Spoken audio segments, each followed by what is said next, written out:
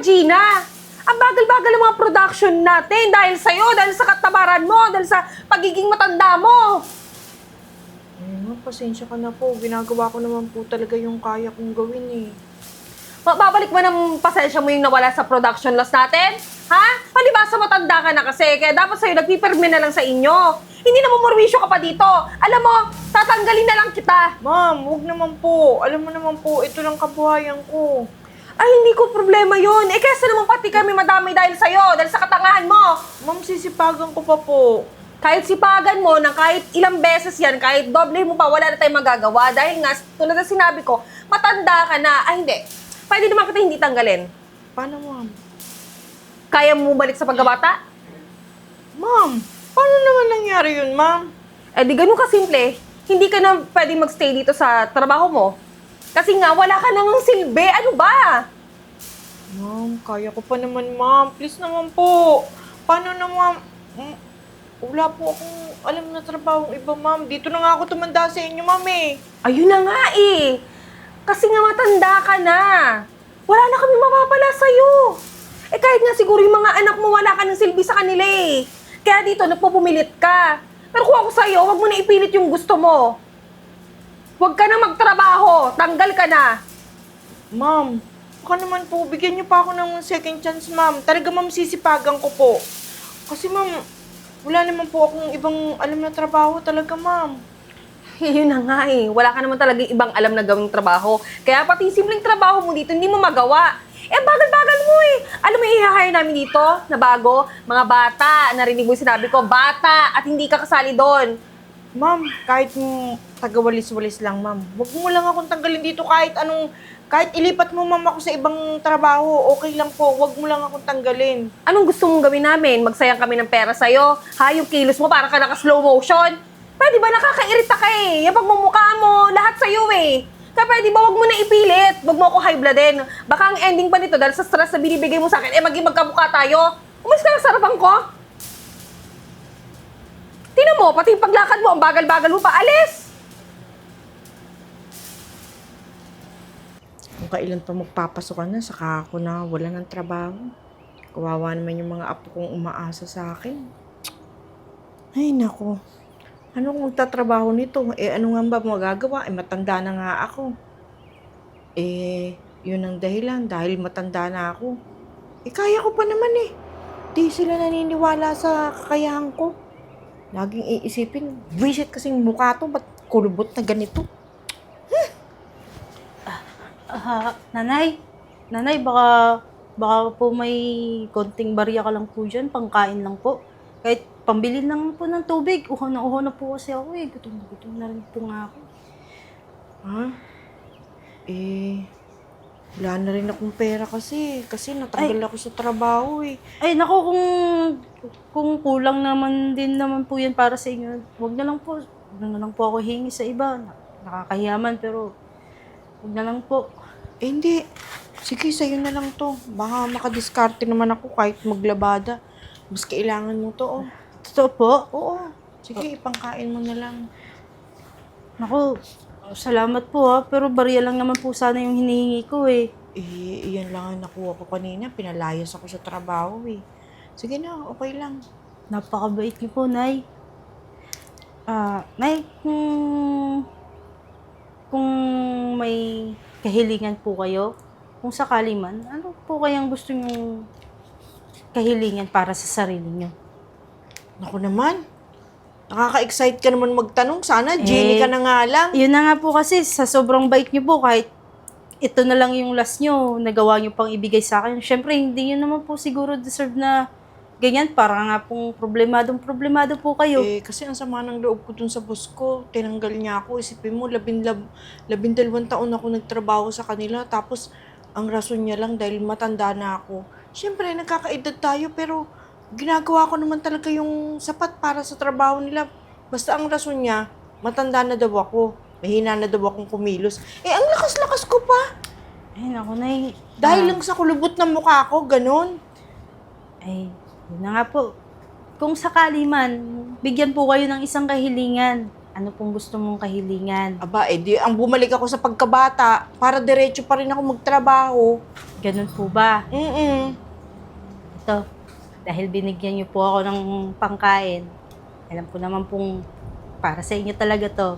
Babalik ko na po ito. Ay, bakit? Tanggapin niyo na lang po. Di ba pangkain mo nga yan? Okay lang po. Sige na po. May isa pa po akong regalo para sa inyo. Ito po. Para sa inyo po yan. Ano to? Inumin niyo lang po yan. Kung gustong-gusto niyong kahilingan, mangyayari po yun. Inumin niyo na po yan, Nay. Pero Nay, papaalala ko lang po sa inyo. 1 buwan lang po yung visa niyan. Kaya hanggat maaari na nandyan pa sa inyo yung kakayahan ng gamot na yan, gawin niyo po yung pinaka-best niyo. Pakita niyo po sa kanilang lahat na deserve niyo po yung gusto niyong trabaho. Naku, maraming salamat sa'yo ha. Wala pong anuman. Mag-iingat po kayo, ha? Sige, salamat. Basta po ako. Nakakatuwa. May ganun pa ba sa panahon ngayon? May magic? Iinumin ko lang daw, babata na ako. Try ko kaya.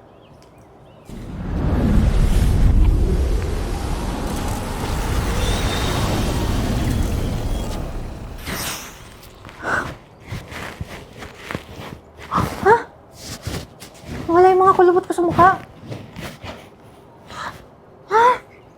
Yung ilong ko? Hindi na malaki? Ay, teka lang, para sigurado ako. Ay, ano to?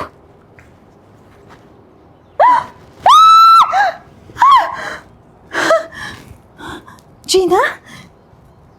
Ikaw ba talaga yan? Ay, totoo talaga yung sinabi ng pulubi. Babata ako. Ako, kailangan ko talagang gamitin pagkabata ko nang maayos sa 1 buwan. Ako, pero paano ako makikilala ng mga apo ko? Bahala na. Basta. Ay, ma'am, good morning po. Ako pala yung isa sa natanggap ng HR. Pinapunta niya po ako dito sa office mo. Alam ko. Mababuti naman, bata-bata, malikse. Hoy, ano pangalan mo? Eden po. O, Eden. Dito sa kumpanya na to, dito sa factory natin, ang kailangan dito masisipag. Kaya kung may binabala ka magtamad-tamaran, pwede ka nang umuwi.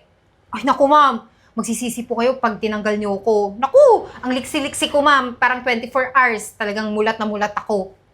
Mukha nga eh. Mukha ka nga pabide. Sige na, galingan mo Ayoko ng mga kukupad-kupad dito. Tsaka hoy, tandaan mo babantayan kita. Ay, naku, ma'am. Kahit 24 hours po kayong nakababad sa CCTV, makikita niyo po gaano ako kasipag. Talaga, dahil susundan kita, lahat ng kilos mo, babantayan ko, sisiguraduhin ko na hindi ka pwede magkamali. At pag nagkamali ka, alam mo kung anong gagawin ko sa'yo? Tatanggalin kita, wala nang pasabi. Ay, ma'am naman. Sabi ko sa inyo pagsisisihan niyo kapag tinanggal niyo ako. Aba, dapat lang, hoy. Sabi ko, galingan mo lang, asipagan mo, pero wag mong sobrang galingan. At ganitong may malapit ng promotion. Baka mamaya mauna ka pa sa akin. Bakit naman po hindi ako mapopromote kung makitaan nila ako ng kasipagan, di ba? Mukhang may binabala ka pa yata. Ay, hindi po ma'am, joke lang yun. Hindi ako nakikipagbiroan Umalis ka na sa harapan ko. Sorry po.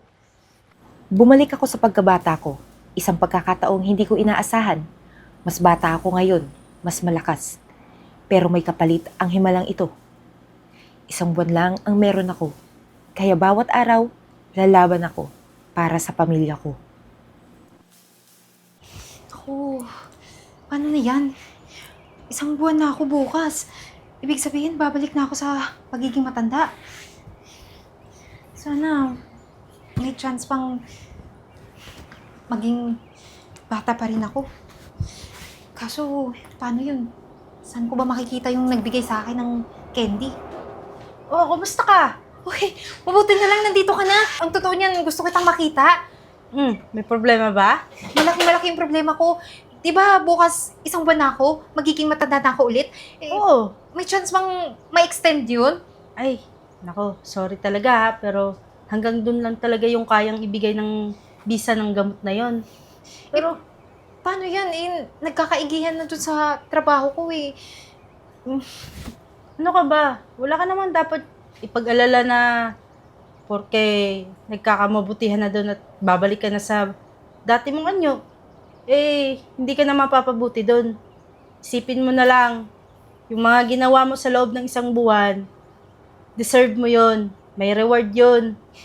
Paano kung nalaman ni Miss Kath na ako pala si Gina, na matanda yung nagpanggap na bata?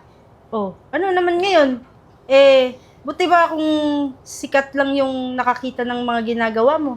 Kung nakita naman nila na mabuti yung mga ginagawa mo, wala namang problema. Wala yan sa edad.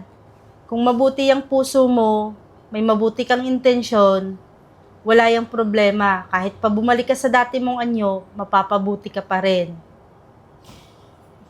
Pero po, kinakabahan ako. Sigurado po ba kayo wala na kayong ibang candy dyan? Wala na. Isa lang yun. Para lang din yun sa'yo. Para mabigyan ka ng chance. Isa pa, tama na, huwag ka nang mag-alala. Hayaan mo, may mabuti pa rin mangyayari sa'yo pagkatapos ng lahat ng to. Sige po, naniniwala naman po ako sa'yo. Basta ikaw, panatilihin mo lang maging mabuti. Huwag kang mang-apak ng ibang tao. Sige po, Sige. maraming salamat. Diyan ka na ha. Anong intensyon, ha? Nalamangan ako? Na mas dapat mas magaling ka? Hindi po, walang ganun po. Gusto ko lang naman talaga magkaroon ng trabaho na permanente, regular. Wala po akong gustong kunin sa'yo o makipagkompetensya sa'yo. Hindi ako naniniwala hindi ka nakikipagkompetensya. Kasi yun ang ginagawa mo. Alam mo dahil sa'yo, ay nako, ayoko na may mas magaling sa akin. Ako lang ang dapat magaling. Sa ginagawa mo, mas pasiklab ka pa? Ha? Ma'am, pasensya na po talaga. Huwag niyo na po ako tanggalin sa trabaho. Sige po, hindi ko na po gagalingan masyado. Ay hindi, wag ka na manghingi ng sorry. Tanggal ka na. Tsaka ikaw, yung pagmumukha mo na yan ha. Ikaw, ano nga ulit pangalan mo? Eden, di ba? Huwag ka nang papakita dito, Eden ha. Ma'am, pag-usapan na lang Tumatawag po natin to. Yes, hello. Sir Archie? Yes po. Kami pong dalawa nung Eden.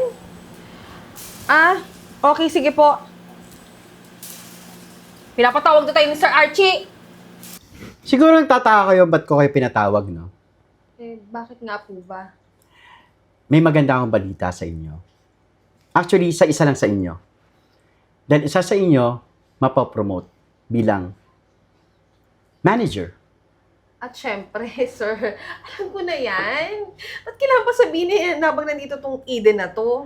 Oo naman, alam na alam ko kung sino sa inyo mapopromote. At ikaw yon, Eden. Sir, bakit po ako? Akala nyo hindi ko napapansin yung trabaho ninyo. Lagi ako nakamonitor sa CCTV. At nakita ko si Eden na sobrang sipag, lagi nag-overtime at sobrang productive. Ikaw, Kat, sobrang tamad mo. Nandyan ka lang kapag umpisa ng trabaho at mawawala ka ng ilang oras. Lagi ka lang nakababad sa social media. At ang aga-aga mo umuwi. Paano kita ipopromote yan? Sir, hindi naman pwedeng siya yung i-promote mo. Ang tagal-tagal ko na dito sa company. Tsaka yun yung inaantay kong promotion eh. Unfair naman yata yun. Hindi unfair yun. Ang importante sa akin, performance. So Eden, congratulations. Ikaw na ang bagong manager. Sir, thank you po. Thank you. Hindi ko naman po ito inaasahan eh. Pero maraming salamat po talaga na na-appreciate niyo yung kasipagan ko dito. Ano nangyari sa'yo?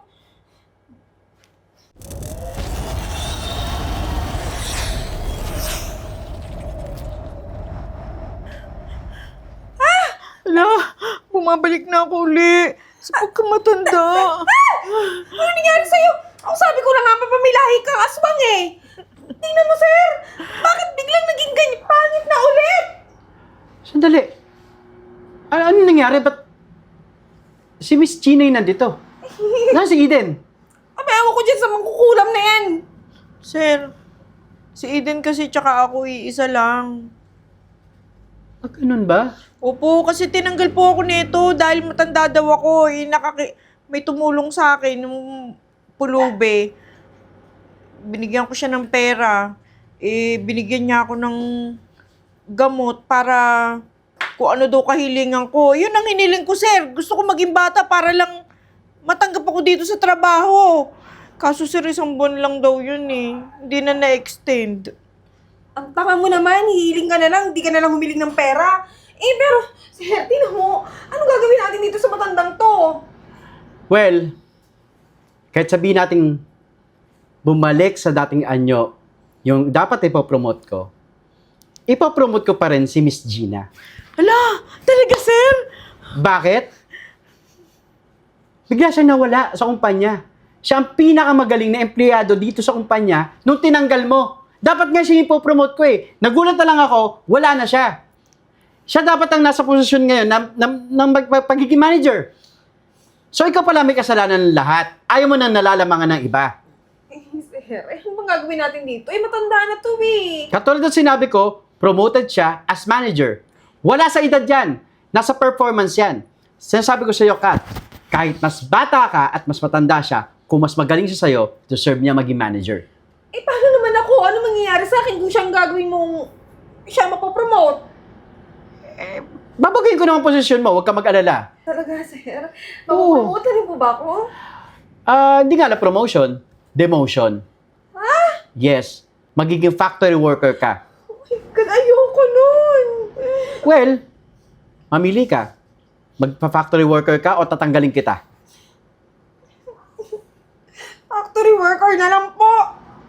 Yan, patunayan mo. Patunayan mo na mali ako sa desisyon ko. At siguraduhin mo na gagawin mo maayos yung trabaho mo. Malay mo, after 1 month, ibalik kita sa pagiging supervisor. Sige po. Sige na, makakalisa kayo. Miss Gina, congratulations. Sir. Tomorrow, diretso ka sa HR para maayos yung papel mo at magsisimula ka na bilang manager ng kumpanya. Salamat po ng marami sir. Walang anuman. Thank you po. You may go. Alam mo, Miss Kat, pinatawag kita para bigyan kita ng verbal warning. Alam mo ba, nakikita ka lagi patamad-tamad ka. Pa-cellphone ka. Paano ba yan?